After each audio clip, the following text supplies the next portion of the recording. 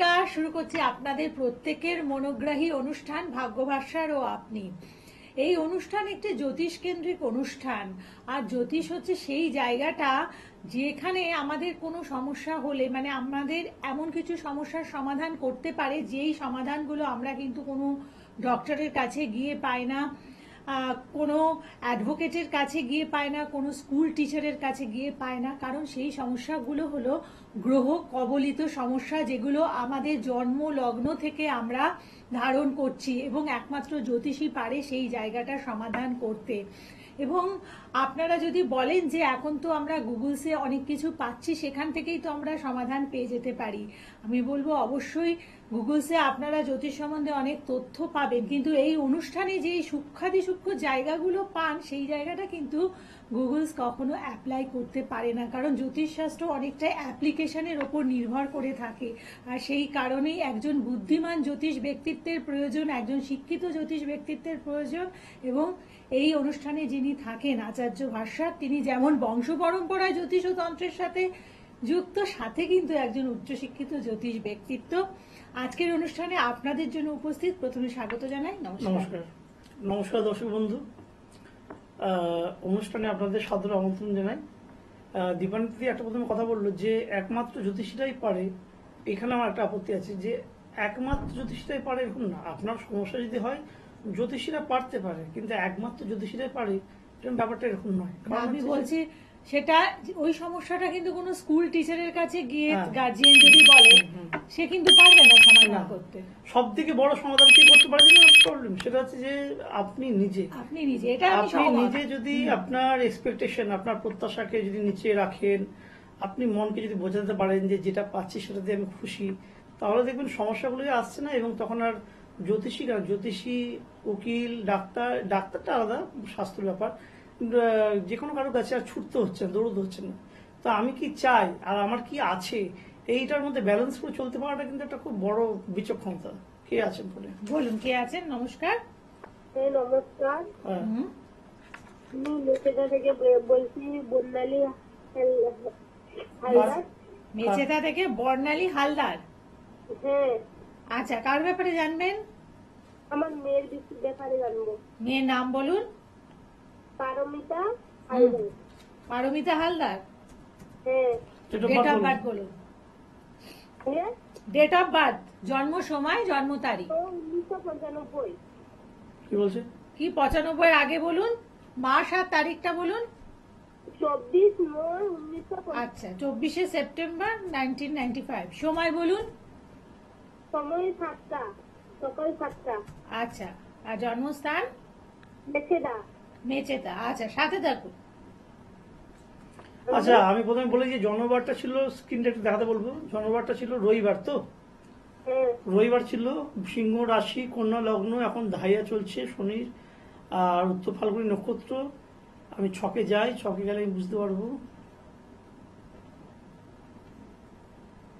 আচ্ছা, মঙ্গল রাহু রাশিচক্রের সপ্তমে রয়েছে, এই যে তুলাতে রয়েছে রাশিচক্রের সপ্তমে। বিবাহিত জায়গা ভালো হবে না।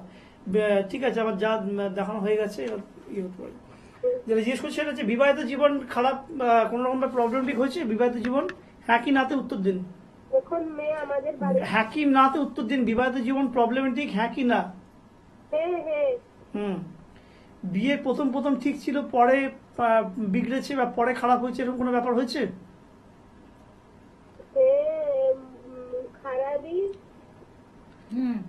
বিবাহিত জীবনে ছেলের মা কোন রকম ভাবে নাক গলানোর ব্যাপার দেখেছেন বিবাহিত জীবনে? মেয়ের যখন বিয়ে হয়েছিল, হওয়ার পর থেকে? হ্যাঁ, মা বলতে অজ্ঞান, মা বলতে অজ্ঞান ছেলে। মানে আপনার মেয়ের হাজবেন্ডের কথা বলছি, জামাইয়ের কথা বলছি, মা বলতে অজ্ঞান।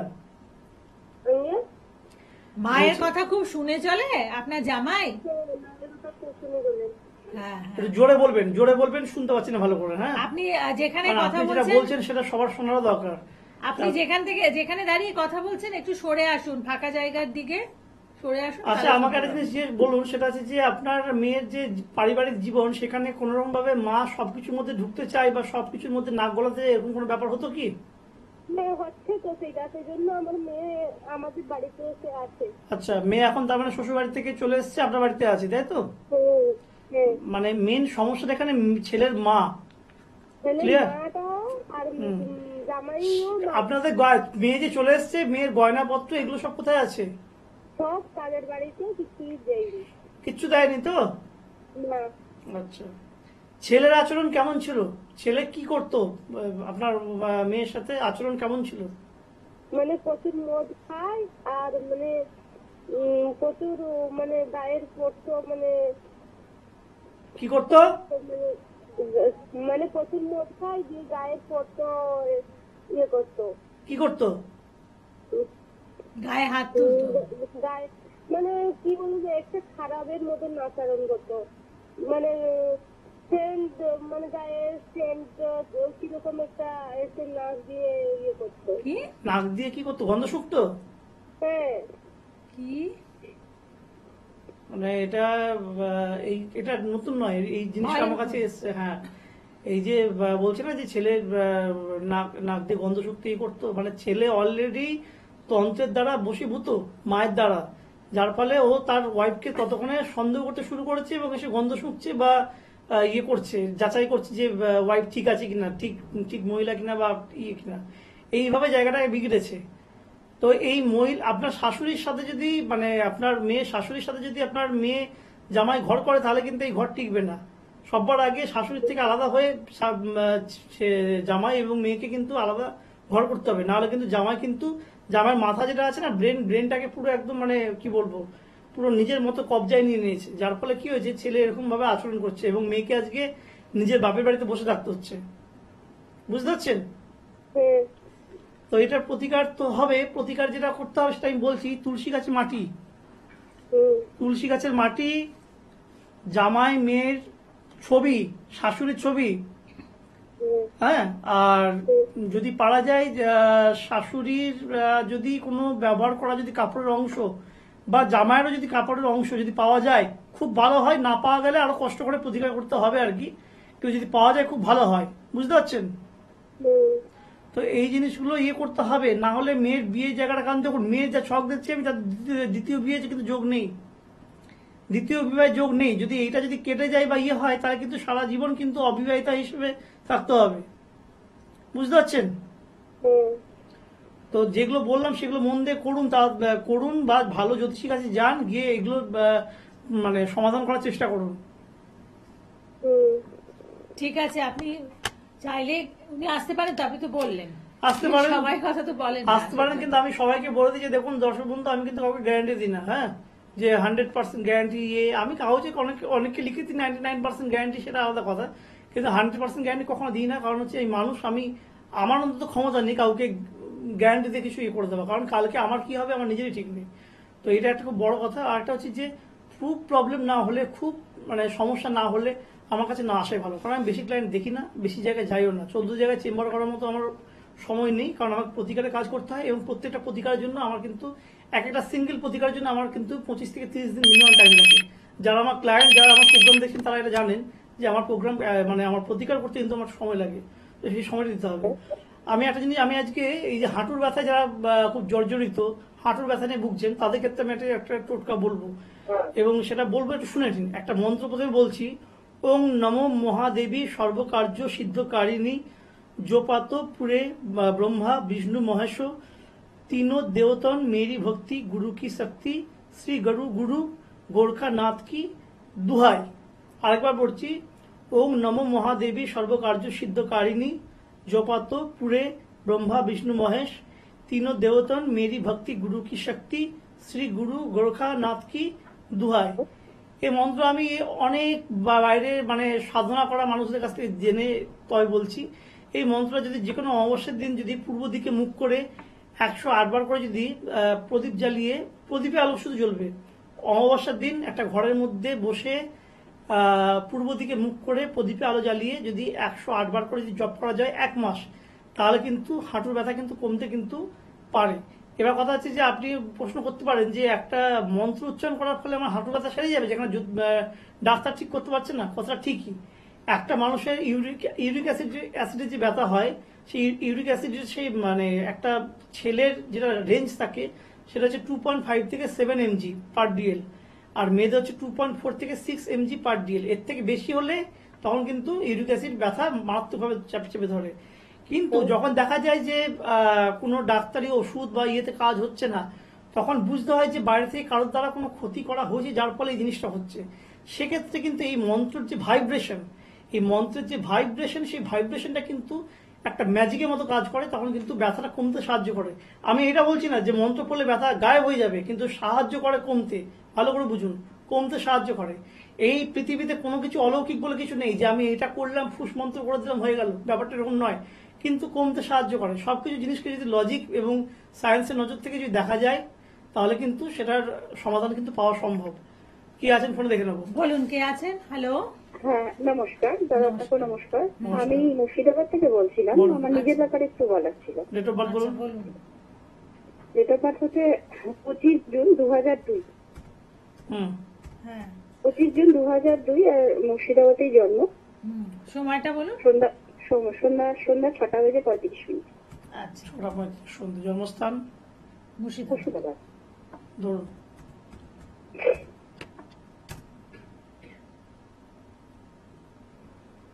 আচ্ছা, ছকটা আমি দেখাতে বলবো। বলছি যে জন্মবারটা মঙ্গলবার ছিল তো? হুম হুম। ধনু রাশি, ধনু লগ্ন, পূর্বাষাঢ়া নক্ষত্র। আমি ছকে যাই। কত সালে জন্ম বললো? হ্যালো। 2002। হ্যাঁ, 25 এখন এখন 2002 আমি তোমাকে তুমি করে বলছি, তোমার এখন বয়স 23 বছর বয়স। হুম হুম হুম। হুম। ছকটা বার করি। ছকে ছকে ছকে ছকে বুধ, শনি, রাহু। আচ্ছা, লগ্নে দ্বিতীয় লগ্নে চন্দ্র, লগ্নে দ্বিতীয় নেপচুন, লগ্নে দ্বিতীয় নেপচুন। এটা একটা বড় পয়েন্ট।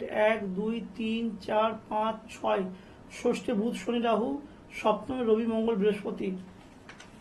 তোমার বর্তমানে কোনো রকম কোনো রিলেশনে আছো, সম্পর্কে? হ্যাঁ, রিলেশনে তো আছি। হ্যাঁ, সম্পর্কটা ঠিক যাচ্ছে? না না না, তাই রিলেশনটা একদমই ভালো যাচ্ছে না। হ্যাঁ, কিরকম কি প্রবলেম হচ্ছে? মানে বয়ফ্রেন্ড বা যে আছে তার ব্যবহার বা ইয়ে আগে থেকে পাল্টে যাচ্ছে? হ্যাঁ, আগের থেকে মানে শুরুতে যা ছিল তখন এখন যোগাযোগও রাখে না, কথাও বলে না, কথা বললেই ঝামেলা, হুম। মানে একরকম সরে যাওয়ার মতো একটা। ওকে ওকে। তোমার রেজাল্ট কেমন হয়েছে এবছর? রেজাল্ট খুব একটা ভালো হয়নি। রেজাল্ট খুব একটা ভালো হয়নি? না সব সাবজেক্টে পাস করেছো?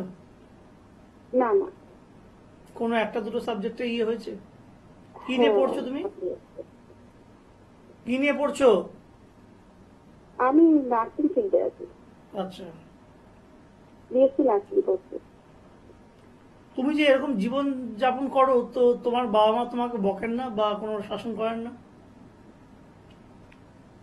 বাবা মা বকেন না বলতে, তুমি অ্যাকচুয়ালি তুমি কিন্তু বকাবকি সবাইকে কষ্ট দিচ্ছ। তো মানে আমার যে ছকে যে অ্যানালিসিস দাদা আমি দেখতে পাচ্ছি, তুমি যে জীবন যাপনটা করছো না, সেটা কিন্তু মানে ভালো নয়, বৈধ নয়।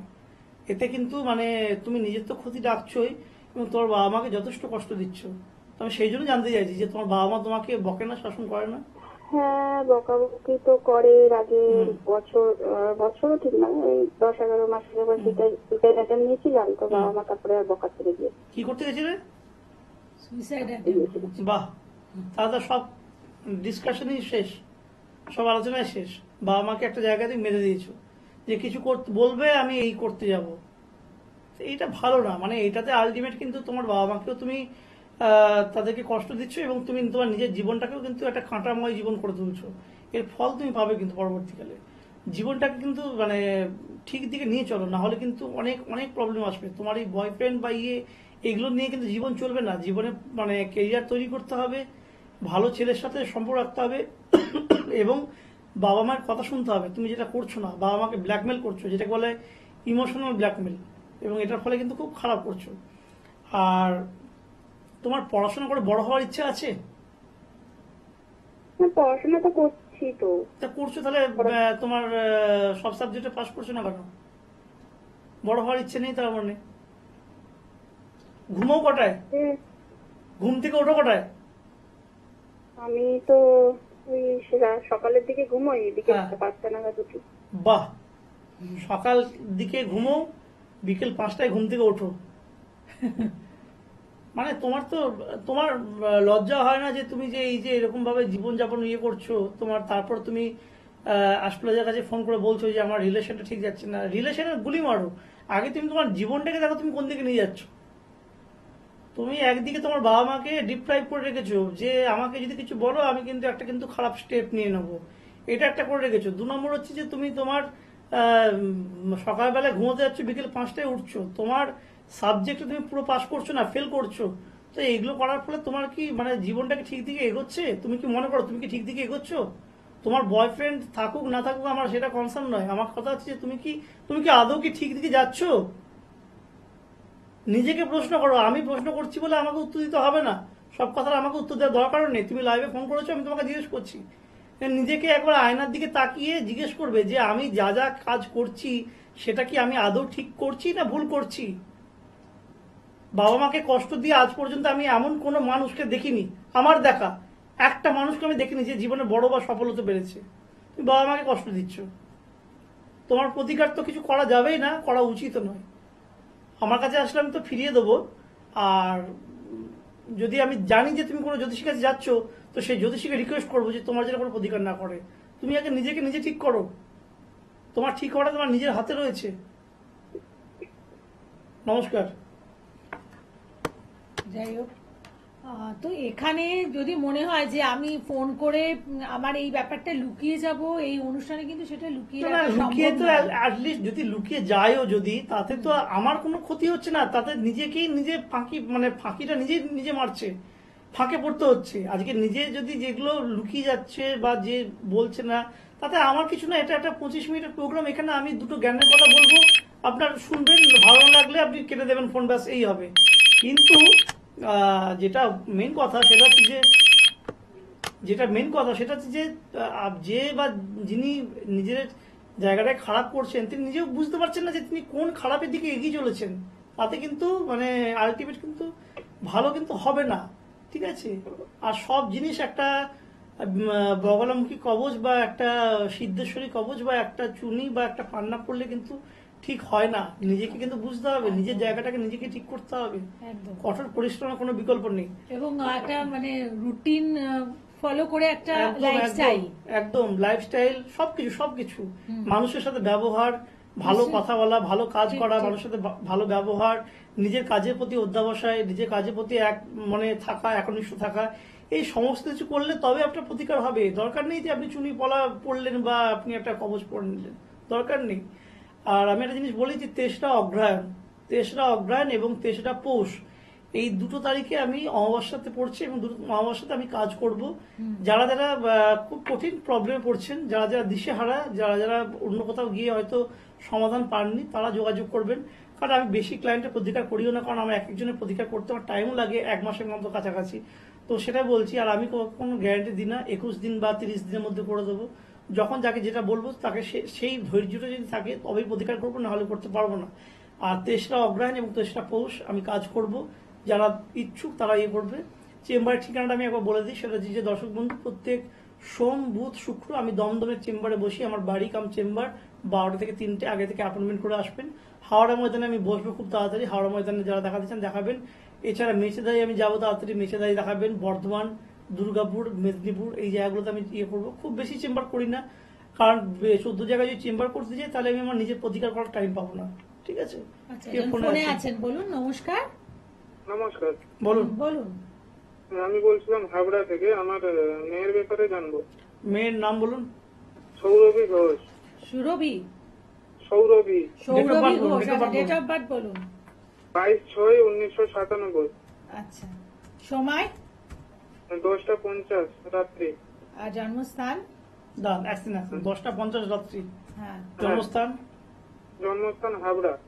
আচ্ছা, হাবড়া, ঠিক আছে। ধরুন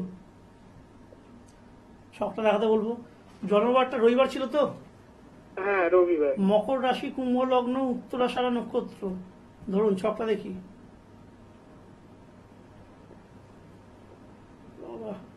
মেয়ের বয়স আমার কত হবে, কত সালে জন্ম দিলাম আমি? 1997। মানে এখন প্রায় 2025 28। 28 বছর। আচ্ছা, বিয়ে হয়ে গেছে না? বিয়ে হতে কোনো বাধা আসছে? না, বিয়ে হচ্ছে না। বিয়ে হচ্ছে না? যে কোনো সম্বন্ধ কাছে গিয়ে কেটে যাচ্ছে বা হ্যাঁ দেখানো হয়ে গেছে সব? ডেট ধরা হয়ে যাচ্ছে, ফাইনাল হয়ে যাচ্ছে, দিয়ে কেটে গেছে। এরকমও হয়েছে মানে যে ডেট ধরা গেছে, ফাইনাল হয়ে গেছে, হয়ে গিয়ে কেটে গেছে? হ্যাঁ হ্যাঁ, এটা কি একবার হচ্ছে না একাধিকবার হচ্ছে যে একদম? একাধিকবার হয়েছে। একাধিকবার যে কাছে গিয়ে কেটে যাচ্ছে। হুম। আচ্ছা, আপনাদের বাড়িতে কোনো অবিবাহিত মহিলা আছে? হ্যাঁ আছে। হ্যাঁ, কে আছে? হ্যাঁ, আমার পিসি। আপনার পিসি। দেখুন, আপনার বাড়িতে যে অবিবাহিত মহিলা আছে, আমার যতদূর ধারণা আপনার মেয়ের বিয়েতে কিন্তু বাঁধন দেওয়া হয়েছে, বুঝতে পারছেন? বিয়েতে বাধা দেওয়া হচ্ছে। বাঁধন বাঁধন বাঁধন। বাঁধন মানে বন্ধন বা বাঁধা দেওয়া হয়েছে, ঠিকই বলেছেন, বাঁধা দেওয়া। এটা করলে কোনো গ্রহর ইয়ের ব্যাপার হয় না যে আপনি যাই প্রতিকার করেন না কেন কাজে লাগবে না যতক্ষণ না এই বাঁধনটা কাটাচ্ছেন। এবং এটা কিন্তু কোনো অবিবাহিত মহিলা দ্বারাই কিন্তু করা হয়েছে, বুঝতে পারছেন? আর বাড়িতে টাকা এসে বেরিয়ে যাওয়া বা টাকা এসে ইয়ে হয়ে যাওয়া, হুম হুম, ওই আমার সাথেই হয়েছে। হ্যাঁ। আর একটা জিনিস বলছি, সেটা হচ্ছে মেয়ের যে বিয়ে হচ্ছে না, তারপরে তার মধ্যে একটা চূড়ান্ত হতাশা বা চূড়ান্ত একটা ইয়ে ব্যাপার, এই জিনিসগুলো হচ্ছে তো। হ্যাঁ। তো মানে সম্বন্ধ আপনি বিজ্ঞাপন দিচ্ছেন, ইয়ে দিচ্ছেন, সবকিছু কেটে বেরিয়ে যাচ্ছে। আপনি এর আগে কি করে এর জন্য কোনো প্রতিকার করেছেন? কোনো স্টোন বা পাথর বা কবচ কিছু করিয়েছেন? আমি এর আগে জ্যোতিষী দেখিয়েছেন? দেখে, হ্যাঁ হ্যাঁ, কি বলছেন সে? দেখেছিলাম। কি বলছেন কি তিনি?